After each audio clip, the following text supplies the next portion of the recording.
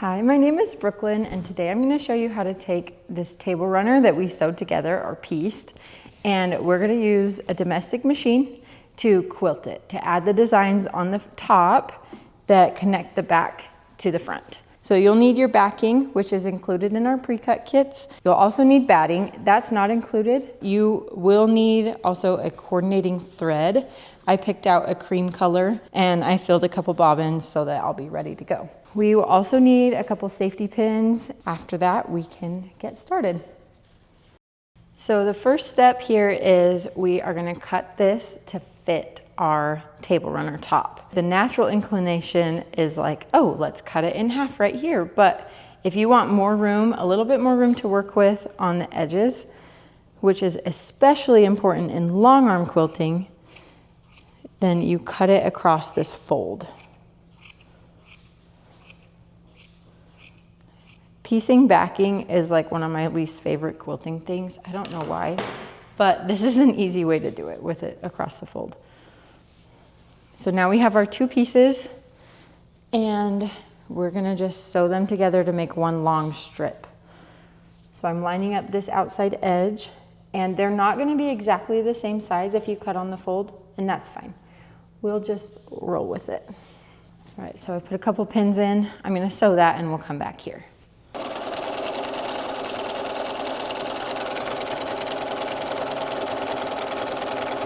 So now that that's all sewn together, we can open it up. I did use like a 3/8 of an inch seam allowance, just a little bit wider than normal to make sure that I don't have any pieces where it's gonna like pull apart. So you can press this open or you can just finger press it, and that's what I'm gonna do.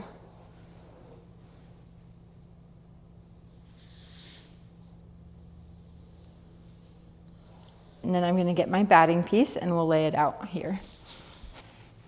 Okay, and then the next step is you have your batting, and it's really important to make sure that your backing fabric here is flat. So I've ironed it. It looks a little wrinkled because I just threw it on the table, but it's flat. And I'm gonna eyeball the center on here to make sure that I have enough room on the top and bottom that I can like have some wiggle room to do the quilting. This batting piece is also not gonna be quite long enough to do my pumpkin table runner. So I'm gonna do something that a lot of people frown upon, but I have never had an issue with it. I don't do this on customer quilts, but I do this on my own quilts all the time, where you just layer the batting and put it together. It is important to have a little overlap, or else it will slip and then it won't be connected and you will see that. But overlapping batting or piecing batting is something I do all the time. Next, we're gonna put the table runner on here, and I'm gonna bring it close to the edge and make sure that she's also gonna lay flat on top of my fabric. And like I said, I am not a professional quilter on the domestic machine. I'm used to doing all of this on my long arm, so it's a little different doing it here. On a long arm, you don't have to do this step is called making the quilt sandwich. You don't have to do that on a long arm because you just pin it on and the machine kind of takes care of it for you.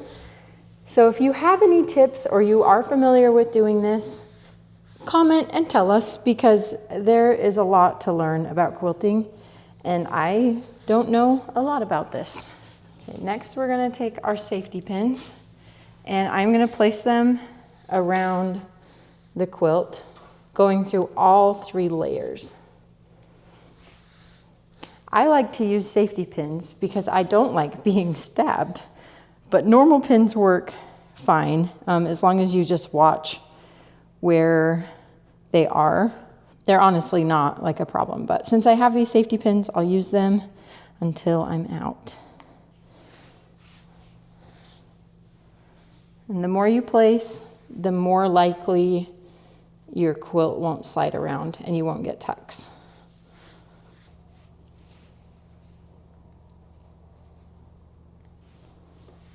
So once your pins are placed, I'm gonna cut off the excess backing and batting on the edge. And we'll use that for something fun some other day. But now we're gonna take it to the machine and I'm gonna show you how to quilt it. So the pumpkin table runner is a great place to start for beginners. And on the machine quilting, it's also awesome because this is a design based in squares. So when you're quilting, you can do this fun little design that I'm gonna do. It's called a crosshatch, where it's just like lines crossing each other. People get real fancy with this. And like I said, I don't know how to do that. So I'm not gonna get super fancy, but this is gonna get the job done and it's still gonna look really nice. One thing you're gonna wanna have is a walking foot. The difference between a walking foot and a standard foot is the walking foot like jumps up, so it like walks over the fabric, and it really prevents like some of that tucking that can happen. So we can just get started. I'm gonna follow the lines on the quilt, and I'm gonna just make a line here, and then I'm gonna sew down this edge and sew up this way. And we're just gonna do like corner to corner diagonal lines across the whole quilt. And once I get done that direction, I'm gonna go back the other way and do it again. So I'm just starting here on the corner and I'm going to sew down each side. I'm kind of eyeballing the border to make sure it lines up with those squares, but if you're not comfortable eyeballing, then you can mark the squares and those diagonal lines that you're gonna stitch. That will make it a little bit cleaner, but I'm just going for it here. I'm also taking time to remove safety pins as I go so that I'm not running over them with the sewing machine. And I skipped ahead a little bit, but I switched to the other side. So I sewed all of these lines and you can see how I have the rest of the table runner kind of balled up over here. I've rolled it as I go and I use those safety pins to pin it back over itself. That helps keep it out of my way while I'm quilting, and then I'm not gonna sew it like to itself. When you get to the center, you can also flip it and work the other direction. It's easiest to do the quilting if the bulk of the quilt is not under your sewing machine. And then once you're done with all the lines one direction, you can just go back the other way and start again. It's really fun on this way because you can start to see it, like the design really coming together, and I love the way the lines cross and how they look. It's so cute.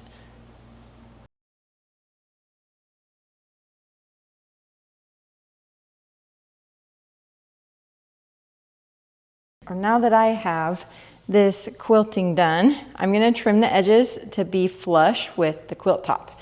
So all these little extra pieces need to come off. And the way I'm gonna do that is I want my quilt, or my table runner in this case, to feel square. I'm not gonna just like blindly follow what's already there. I'm gonna try to match it up to be 90 degrees. So I'm coming in here to this pumpkin. I am lining up a point on my ruler. It doesn't matter like how far in. I'm lining it up with that line on the pumpkin, and that is what I'm gonna use as my reference to trim. Even if it's not perfectly straight that way with these pieces, visually it's gonna be straight based on this pumpkin. Then I'm gonna do the same thing on this side. And the biggest thing here is to make sure that the corner is 90 degrees. And then as you go, make sure that you are cutting it at the same point. So I measured this first pumpkin at 2 inches away from the edge, and I want to make sure that the rest of the pumpkins are also 2 inches away from the edge.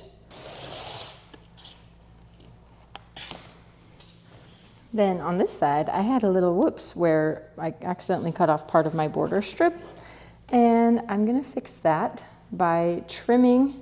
So ideally you'd trim to the same width of border that you did on the first side, but because I had this little mistake, I gotta be a little more, I gotta go a little further in. And then, like I said before, the biggest thing is having a 90-degree angle on your corner. So now my border is not perfectly straight, or like the pumpkin's not lined up on a perfectly straight line this time, but I have that 90-degree corner, and that's gonna make a big difference. Then you do the same thing across the other side. So now I have this is all trimmed up and she's ready for binding. I have another video on how to do binding, so I'm not going to show you how on this because that's pretty comprehensive, but isn't it cute? It's pretty fun when you can make the whole thing start to finish in just a few hours. If you want to get this kit or any of our other ones, come to my website. We have so many and I'm always coming out with more.